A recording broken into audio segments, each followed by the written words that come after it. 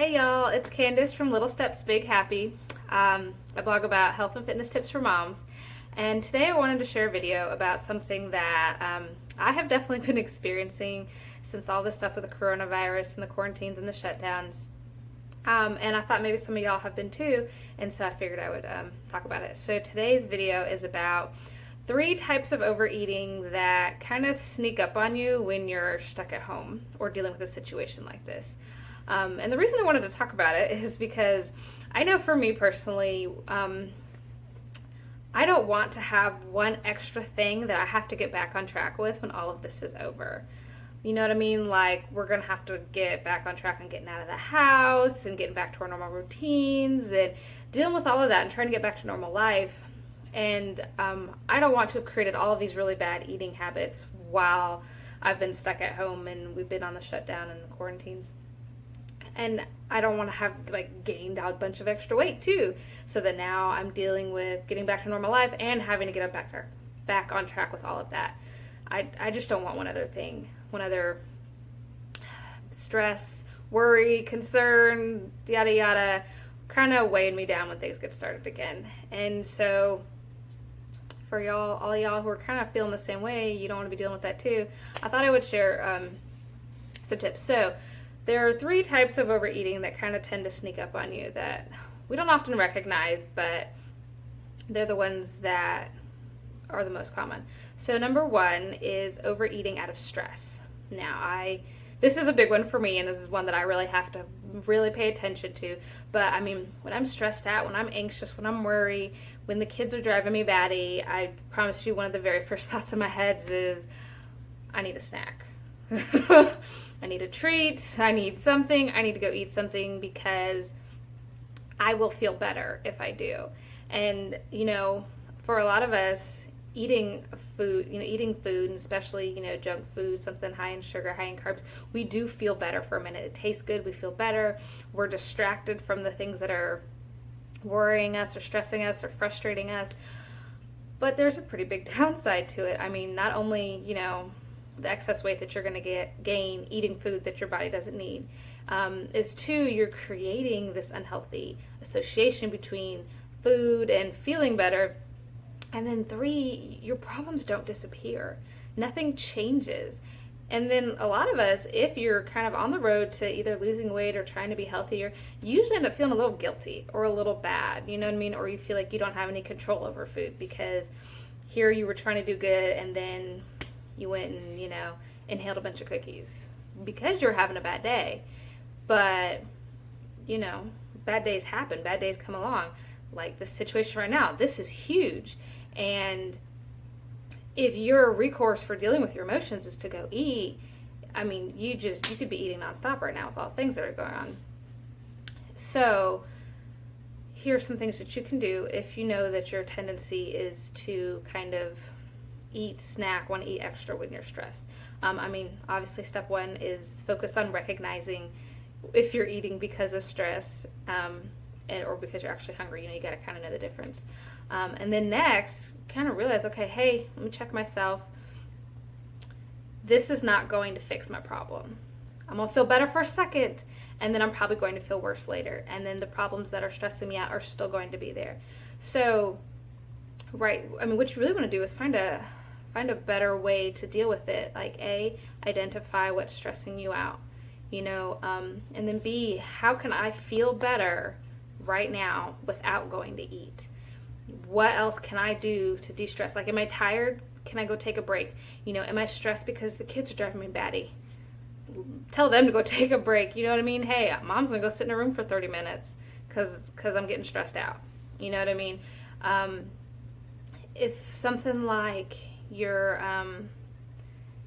worried about getting sick, you're worried about somebody who's sick, you're worried about what am I going to do in this situation, sit down and make a plan, write it all out, get it out of your brain, but pick something to do other than go eat. Either something that is going to help you calm down or something that's going to help you kind of process the emotions, but find a healthier way to deal with your feelings other than going to eat. Oh, I've said that a lot, but that's kind of the key, is checking yourself and being like, hey, this is not going to fix my problem. I'm going to feel worse about this probably later. What else can I do? And that'll get your brain started on thinking of some other ways. And the more you practice that, the easier it gets to follow through on. So you kind of recognize the urge, you check it. Hey, that's not the right response. What else can I do? And then, eventually you'll know exactly what your go-to method for dealing with that versus eating.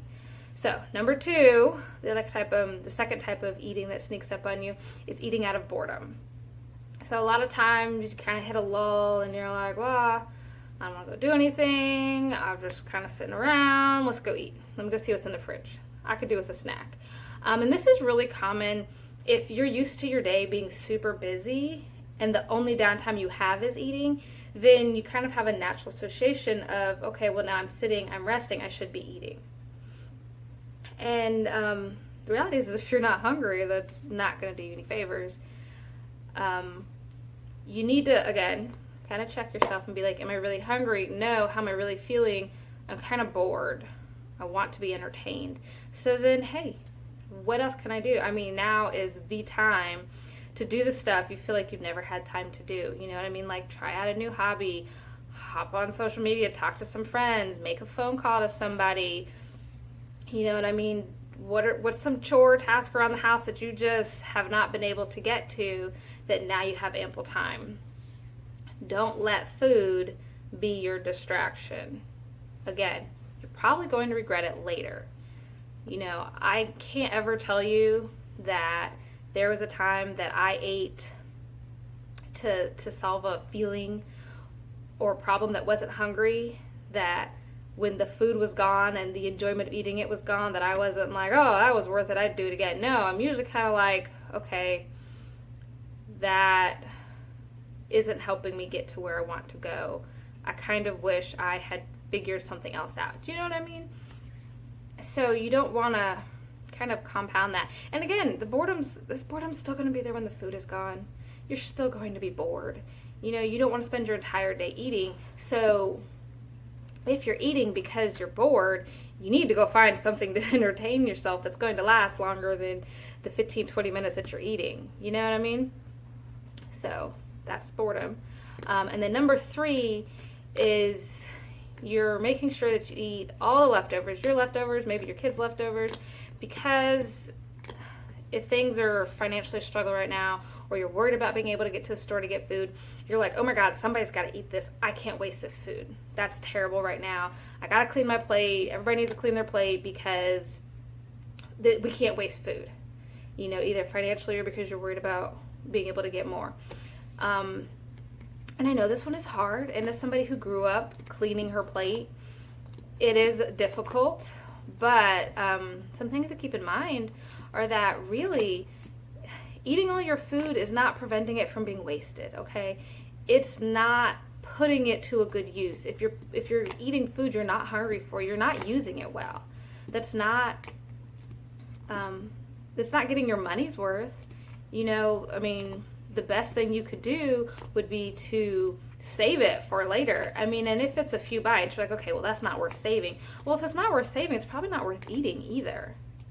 You know what I mean? The best way for you, honestly, to make sure that you're getting your money's worth out of your food and you're not wasting it is to serve smaller portions. And then somebody can always go back when they're hungry.